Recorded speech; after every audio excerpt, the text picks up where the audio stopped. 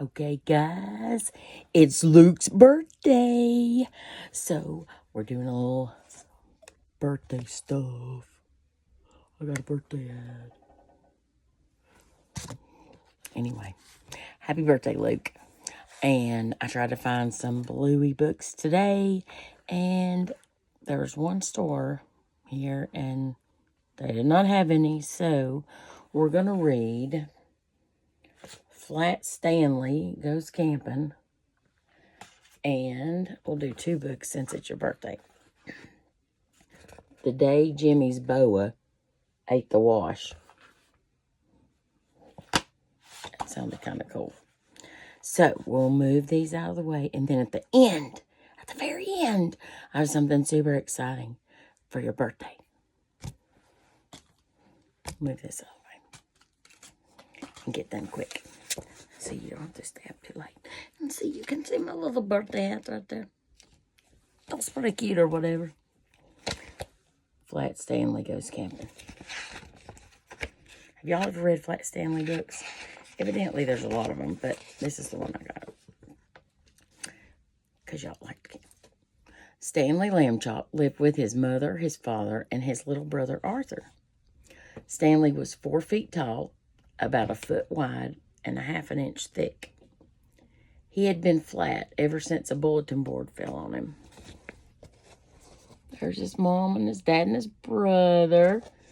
And there's Flat Stanley. Bulletin board fell on him, huh? There were lots of good things about being flat. Stanley could put on sunscreen in one swipe. Stanley had the best back float in the pool.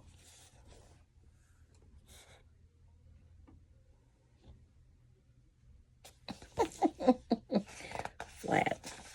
Probably Flat Jackie. Stanley had the loudest belly flop, too. But sometimes it was hard being the only flat kid in town. Because you know, somebody's going to have to be rude, like that boy right there. Makes me so mad. I'm sick of being flat, said Stanley one morning. Flat is lame. Lame, said Miss Lambchop. Why, some of the best things in the world are flat. Like the newspaper, said Mr. Lambchop. And fried eggs and pancakes. And bacon, said Arthur. I guess so, said Stanley.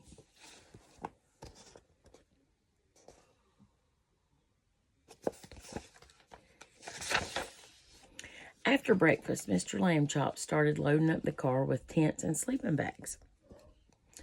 What's going on? Asked Arthur. We're going camping, said Mr. Lambchop. This family needs some fresh air. All right, yelled Arthur. Stanley barely smiled. That makes me sad. I don't like anybody to be sad. But he is barely smiling. Poor little feller. After a short drive, the Lambchops arrived at the Roaring River campground. Stanley was helpful, as usual. He helped carry firewood. Okay, this is odd. But look at this. They put firewood on them and carried it like that. I don't know about that. Stanley blocked the wind so his mother could start a fire. Well, that's okay.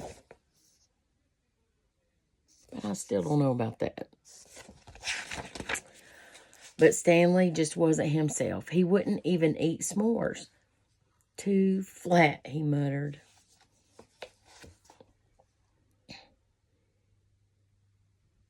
I wish I was there so I could cheer him up. Why don't you two go exploring, suggested Mr. Lambchop. Good idea, said Mrs. Lambchop. Just don't get lost or fall off a cliff or touch any poison ivy. Have fun, dears.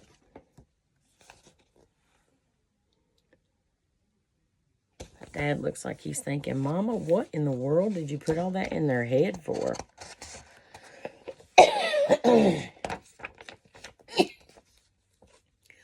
Stanley and Arthur set out.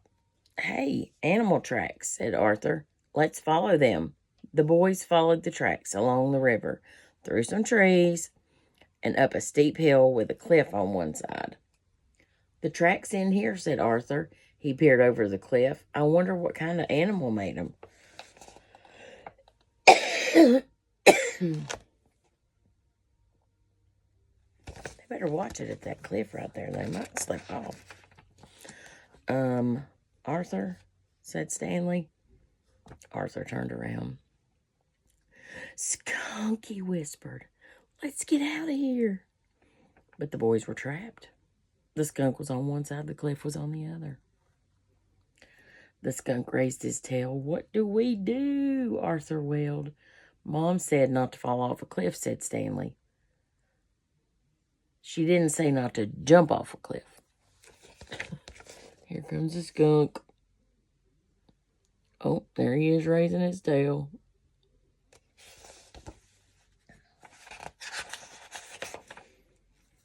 Suddenly, Stanley grabbed Arthur by both hands and jumped.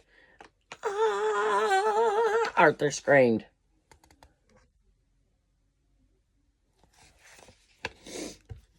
Then Arthur opened his eyes. He wasn't falling, he was sailing. Above him, Stanley's body made the perfect parachute. The boys landed with a gentle plop.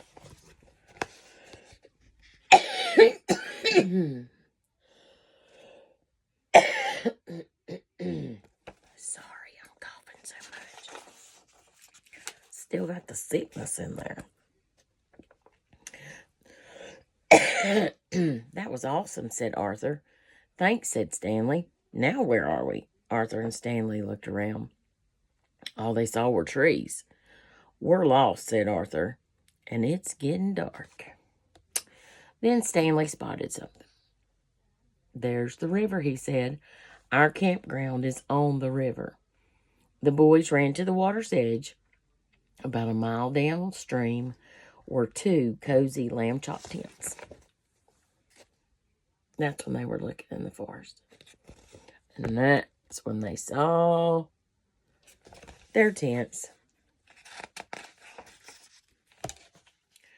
"What can we do? It'll be dark before we can walk that far," Arthur said.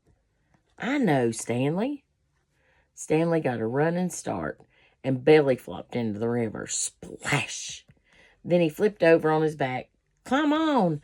"Woohoo!" Arthur cried. "I always wanted to go rafting." Now check that out.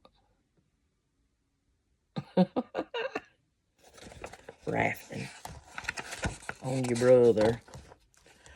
Arthur and Stanley made it back to the camp, drippy but safe. "Let's keep this to ourselves," said Stanley. "I can't believe we got lost." "And went off a cliff," Arthur said. "At least we didn't touch poison ivy."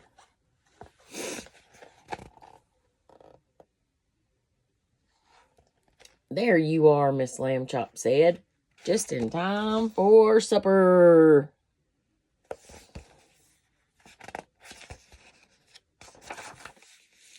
That night, Arthur whispered to Stanley from his sleeping bag, "You know, if you weren't flat, you could have saved us today." Stanley smiled. "Maybe being flat isn't so lame," he said. And the next day, Stanley found out another thing about being flat.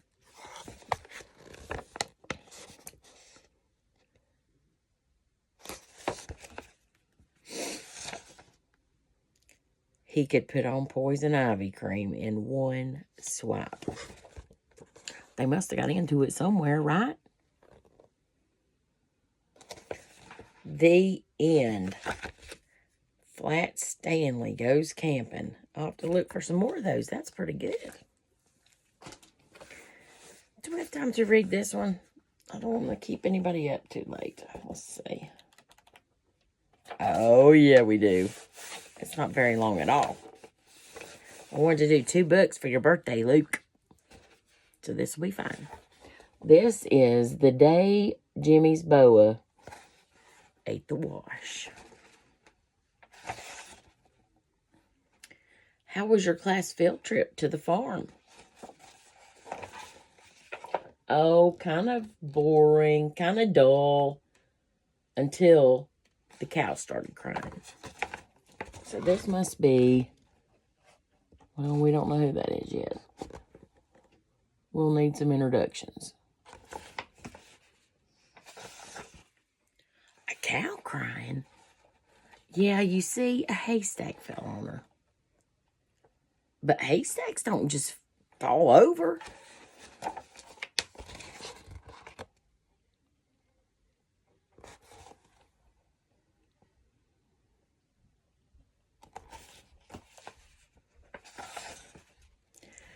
It does if a farmer crashes into it with his tractor. Oh, come on. A farmer wouldn't do that. He would if he were busy yelling at the pigs to get off our school bus.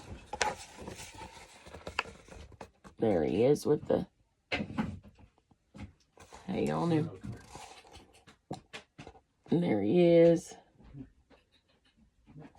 Pushing it in there and yelling at the pigs. What were the pigs doing on the bus? Eating our lunches. Look at him.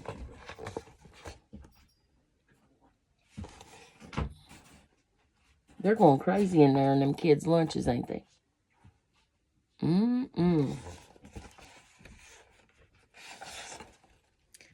Why were they eating your lunches? Because we threw their corn at each other and they didn't have anything else to eat. Well, that makes sense. But why were you throwing corn? Because we ran out of eggs. Out of eggs? Why were you throwing eggs? There they are throwing corn. And that must have been when they had some eggs.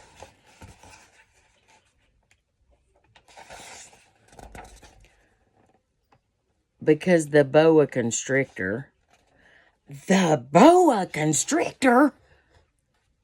Yeah, Jimmy's pet boa constrictor. What was Jimmy's pet boa constrictor doing on the farm? Oh, he brought it to meet all the farm animals.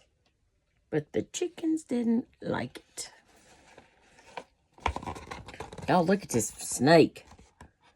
Good Lord, have mercy. That's a very long snake. You mean he took it to the hen house? Yeah, and the chickens started squawking and flying around. Yeah, I'd say they were a little upset. Look at them.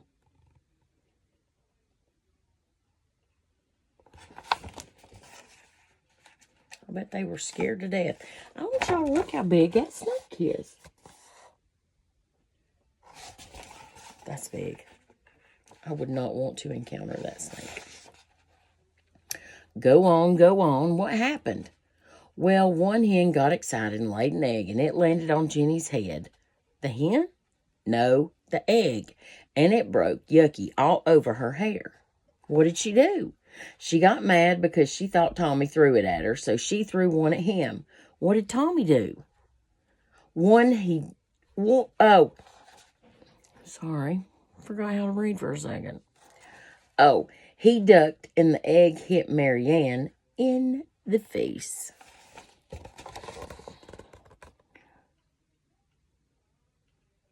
That's when one thing leads to another. Lord in heaven. I bet them teachers was mad.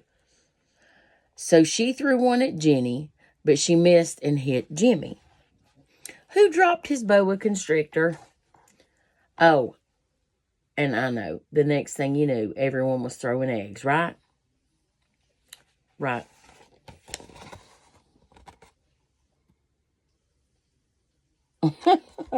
Look at this guy. Looks out of breath. The kids are having a blast. The hens are freaking out. And that big old boa constrictor across the bottom, look. It's huge. And when you ran out of eggs, you threw the pig's corn, right? Right again. Well, what finally stopped it? Well, we heard the farmer's wife screaming. Why was she screaming? Why do y'all think the farmer's wife was screaming? Lordy, lordy. That snake's crawling right in them britches. You ever had a snake crawling your britches? We never found out because Miss Stanley made us get on the bus. We sort of left in a hurry without a boa constrictor. Oh, look how scared that sweet lady is. That'd be me. I'll be standing right there praying to the Lord, please do not let this thing eat me. Look how big it is. Long as a clothesline. Look at the kids running in the background with the teacher. What's she doing back there?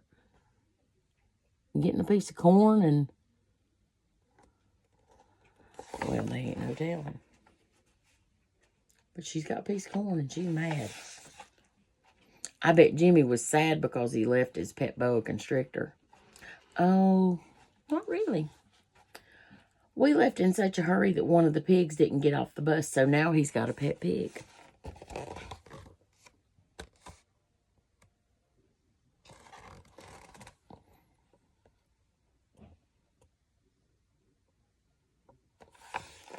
Have y'all ever been around a pig up close and personal? They stink really bad. The teacher's holding their nose. Did you notice that? They stink really bad. Boy, that sure sounds like an exciting field trip. Yeah, I suppose, if you're the kind of kid who likes class trips to the farm.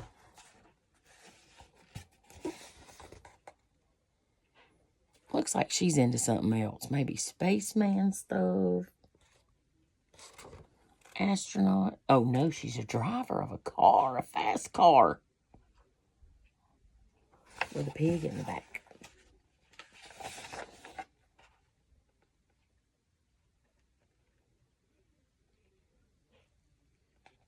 And look at this. They kept that crazy boa constrictor. And she's knitting it a coat.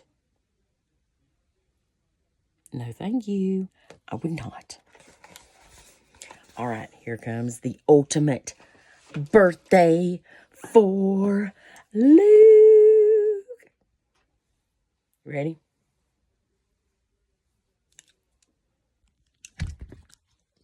All right, here we go.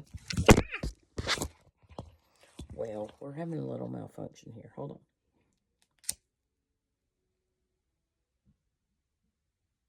Come on. Woo! Look.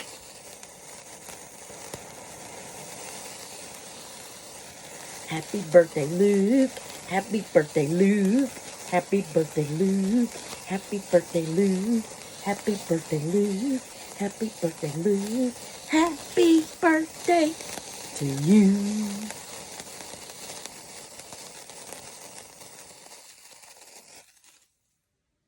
I love you. And I hope you have the best day ever.